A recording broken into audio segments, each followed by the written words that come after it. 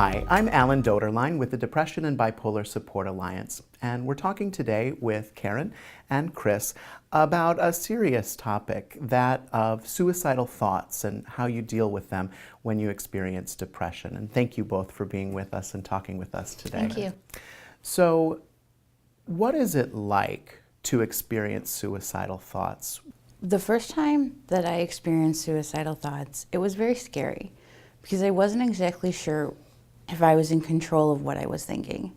I just was so depressed and sad and just hopeless that I just didn't want to be here anymore.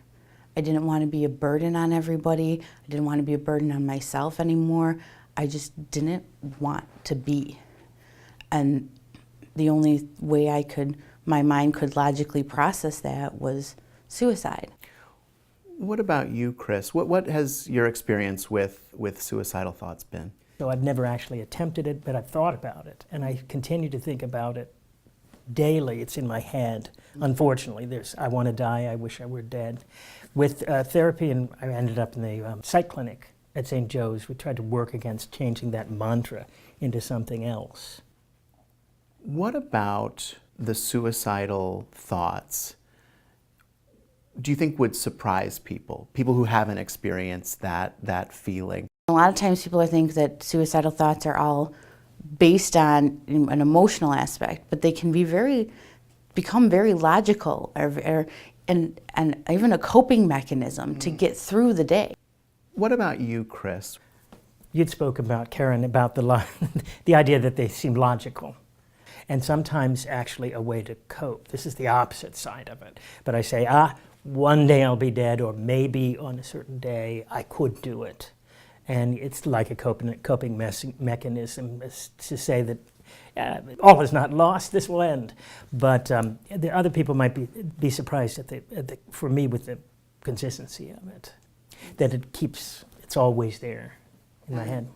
How do you deal with the fact that it seems logical, yet you know, or hopefully you have some reinforcement that it would be a very bad idea? The biggest thing that really helped me rethink the way I was thinking about suicidal thoughts was not actually my own attempt where I almost died. It was when I had to go to a funeral of a friend who died because of suicide. And that really made me realize I have to change the way that I am doing things, because one of these times I am going to go through with it because that's with the logical progression in my mind and my coping mechanism, and I'm going to cause all the pain that I'm feeling now in somebody else. What has been your husband's reaction, if you've shared this with him? How has he dealt with that?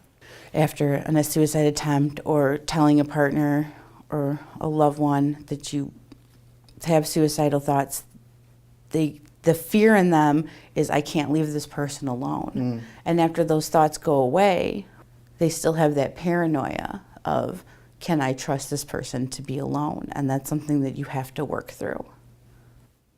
What about you, Chris? For a long time I didn't tell my family, thinking, oh, if I tell them and then I kill myself, they'll feel guilty because they knew and didn't do something.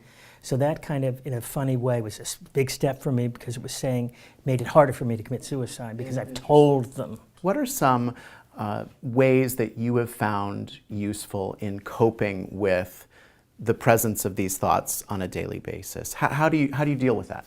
The safety plan, again, for me is also, if I need to, calling suicide hotline, and also calling friends to let it be known. But daily, I'm working very clearly on getting out socially, making friends, making sure that I'm not isolated, and now with my partner I'm not too, so that's good. Sure.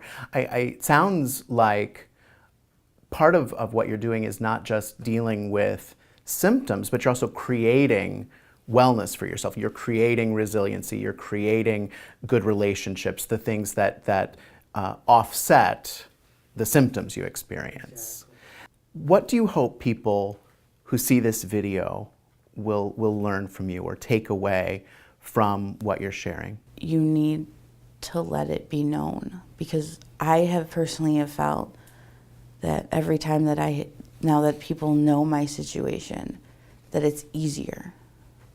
Because instead of harboring these thoughts, I can actually express them now and have people get me out of the logical pattern that dying is the only answer. What about you? What do you hope people who are watching this will take away from your story, Chris? To not you can lessen the power when you let it out to somebody, at least a therapist at first, and talk about it and accept it as a not taboo topic. Well, thank you both for talking openly and with a lot of great ideas, and I think a lot of hopeful perspective for people. And I really thank you for that perspective. Thank you, Chris. Thank you, Karen. Thank you.